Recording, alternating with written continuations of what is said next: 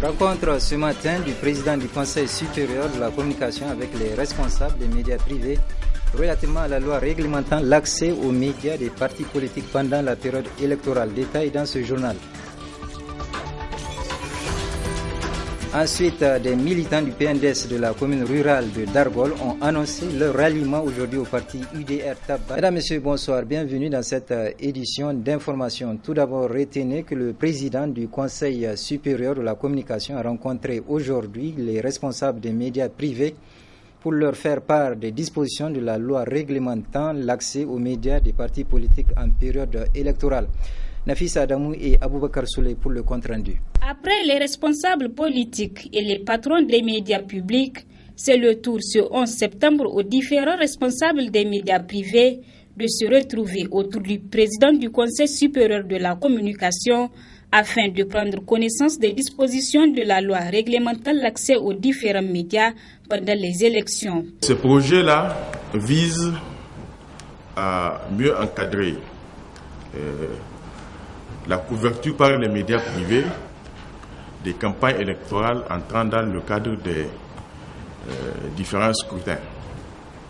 Et dans les différents projets de texte que nous avons élaborés et que nous allons discuter avec vous tout à l'heure, il est prévu un principe essentiel, sinon obligatoire. C'est celui du pluralisme et de l'équilibre de l'information. Il faut faire en sorte que tous les candidats et tous les partis politiques puissent accéder à tous les médias, qu'ils soient publics ou privés, dans les conditions prévues par les textes en vigueur. Le président du Conseil supérieur de la communication est également revenu sur la durée qui sera accordée aux partis politiques dans les différents organes de presse pendant la campagne électorale. La campagne électorale pour l'élection présidentielle premier tour sera ouverte le 31 janvier 2016 à 0h et close le vendredi 19 février 2016 à minuit. Alors, en dehors de cette période, la loi dit que toute propagande électorale est interdite. Il en est de même pour les autres scrutins. Donc, il faut que les médias privés, et particulièrement les responsables des médias privés, prennent conscience que la campagne électorale est réglementée par la loi. Et par conséquent, autant que les partis politiques, et les médias doivent aussi respecter la durée légale de la campagne électorale. Pour réussir l'organisation des élections de 2016, le président du CSC a appelé tous les responsables des médias publics et privés d'observer une grande rigueur dans la collecte, le traitement et la diffusion de l'information. Hier, le ministre de la Santé publique a reçu un don de 10 véhicules offerts par le Fonds des Nations Unies pour la population sur financement du Royaume de Norvège. Ces véhicules 4x4 sont destinés à l'amélioration des conditions de vie des populations rurales. Compte rendu sous les Moumouni Barma. Edis. Merci beaucoup. Mais je vous en prie, monsieur le ministre. Cette cérémonie marque la remise officielle de 10 véhicules 4x4 d'un coût global de 174 millions de francs CFA offerts par l'UNFPA au profit de 10 districts sanitaires des 8 régions de notre pays dans le cadre de la nouvelle stratégie de rapprochement des populations rurales aux soins de santé plus connue sous le nom de clinique mobile. Ce don vient donc combler les attentes des milliers de femmes nigériennes qui veulent espacer leur naissance, a dit la représentante de l'UNFPA au Niger. La présente cérémonie qui nous réunit cet après-midi est un des résultats de cette mobilisation de ressources financières de l'UNFPA. Il s'agit de la remise de 10 véhicules tout-terrain pour l'offre de la clinique mobile dans 10 districts sanitaires du pays. Tirozérine, Tchentabaraden, Abalak, Tera, Kolo, Sai, Filengue, Gouré, Tanout, Gingimi. La présente remise de ce lot de véhicules vient en complément de la mise à disposition au profit de votre ministère des 5 véhicules des cliniques mobiles en 2014 pour les districts de Keita, Mayayi, Difa, Mainesora et Dakoro. Cette remise donc vient compléter la dotation d'un véhicule pour la clinique mobile à chacun des 15 districts identifiés par le plan PF 2013-2020, nécessitant la mise en œuvre d'une stratégie mobile. La clinique mobile est une des stratégies clés de l'extension de l'offre des services de planification familiale aux populations nomades, enclavées et ou distantes des formations sanitaires. En réceptionnant ce don, le ministre de la Santé publique a déclaré que ce geste vient renforcer les efforts de l'État pour faciliter l'accès aux informations, aux produits et aux services de santé dont le niveau de couverture reste insuffisant. Avec cette acquisition, les sorties foraines, les cliniques mobiles et les distributions à base communautaire de contraceptifs seront des stratégies à renforcer pour atteindre la population. Le Niger apprécie donc à sa juste valeur les efforts consentis par l'UNFPA dans le cadre de la réduction de la mortalité maternelle en général, de la mise en œuvre du plan PF en particulier. Ce don vient à point nommé car il contribuera à l'extension de la planification familiale, comme je le disais, stratégie qui, dans les plans de développement économique et social, constitue le fer de lance de la maîtrise de la croissance démographique et du développement social. Déjà en 2014, l'UNFPA a mis à la disposition des 5 districts sanitaires du Niger un lot de 5 véhicules. Ainsi donc, avec l'acquisition du lot réceptionné ce jeudi 10 septembre 2015, c'est la totalité des 15 districts sanitaires du pays qui est couverte en moyen roulant. Ensuite, les militants du PNDS Taraya de la commune rurale de Dargol ont rendu public aujourd'hui une déclaration pour annoncer leur départ définitif du PNDS pour rejoindre l'UDR Tabat. Le point avec Asuman China et Soumaïla Abdoulaye. Les élections qui se produiront très prochainement dans notre pays, des soubresauts commencent à se manifester.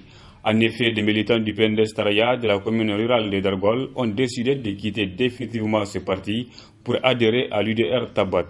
Et cela se présente comme la conséquence du remaniement technique du gouvernement du 3 septembre dernier, au cours duquel Amadou Boubacar Sissé et Ousmane Abdou ont été éjectés de celui-ci. Vu l'échec de toutes les tentatives de dénouement de cette crise, le désespoir et la déception encaissés par les militants de notre sous-section compromettant ainsi le devenir politique de notre commune.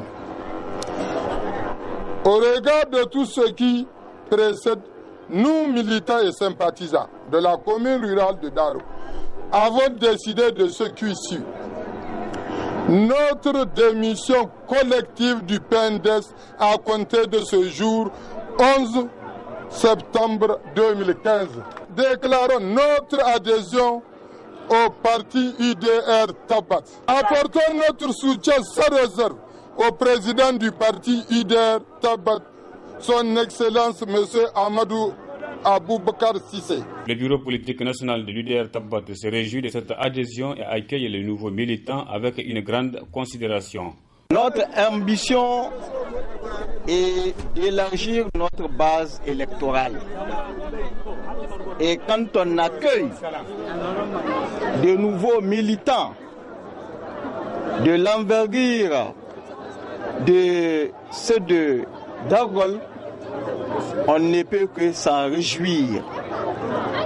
Et à plusieurs titres.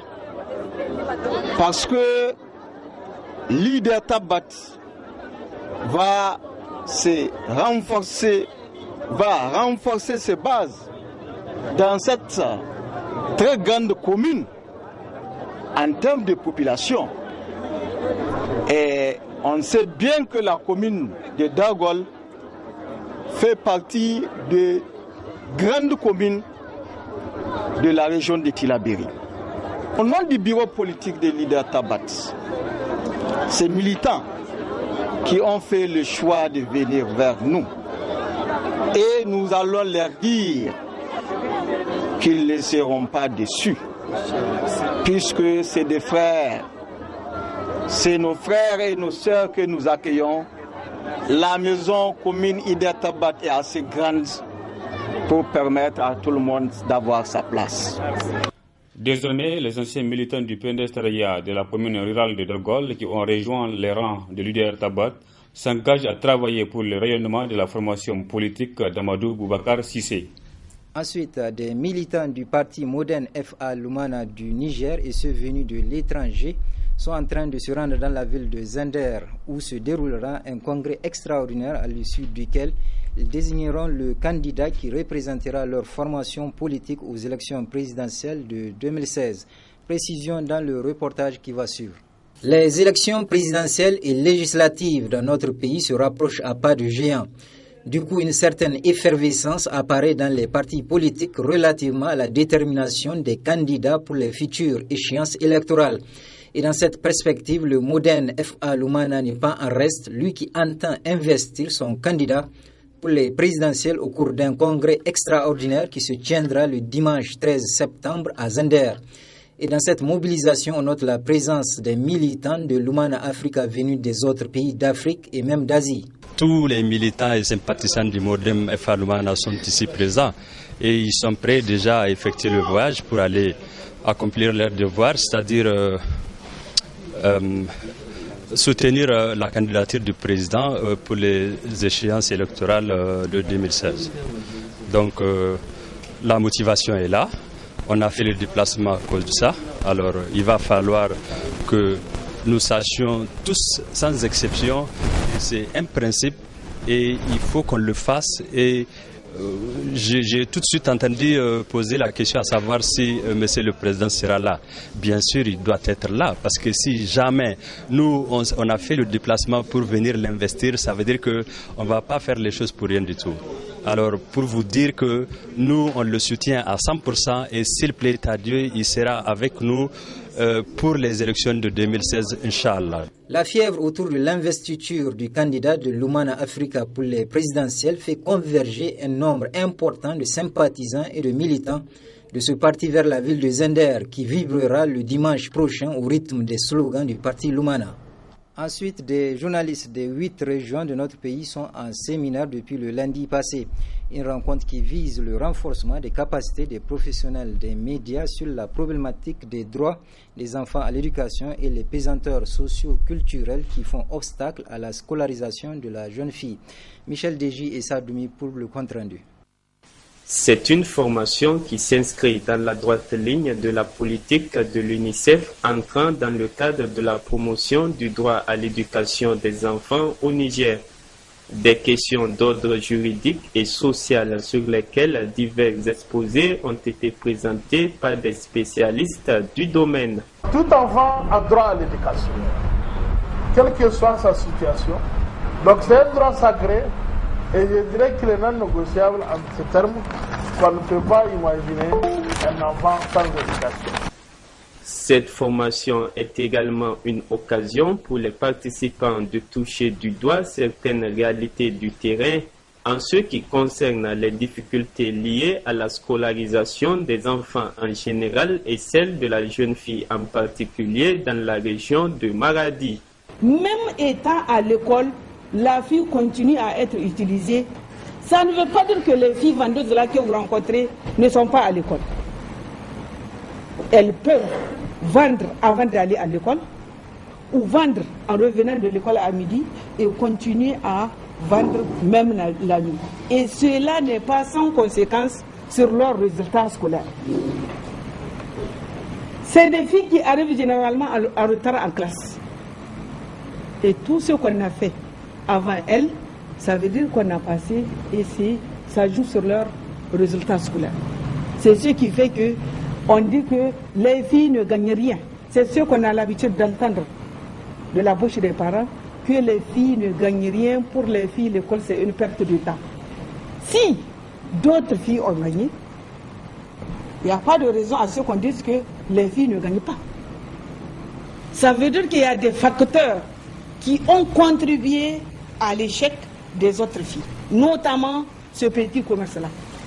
La situation est donc toujours peu reluisante malgré les efforts consentis par l'État et ses partenaires, d'où l'idée d'organiser cette rencontre de renforcement de capacités qui se veut stratégique pour l'UNICEF. Donc au sortir de cette rencontre, nous souhaiterions que quand même les journalistes qui ont été formés puissent prendre davantage connaissance du droit à l'éducation, de se sentir concernés par des sujets relatifs à cette thématique et de savoir où aller et comment traiter des sujets relatifs à l'éducation, aux droits de l'enfant. Il ressort clairement des échanges de cette rencontre que pour relever le défi de l'éducation inclusive, cela nécessite une prise de conscience effective et une synergie d'action de la part de tous les acteurs, à savoir pouvoir public, collectivités territoriales, leaders coutumiers et religieux, ainsi que les médias et les autres partenaires de l'éducation. Ce journal est à présent terminé. Merci de l'avoir suivi et je vous souhaite de passer une excellente soirée.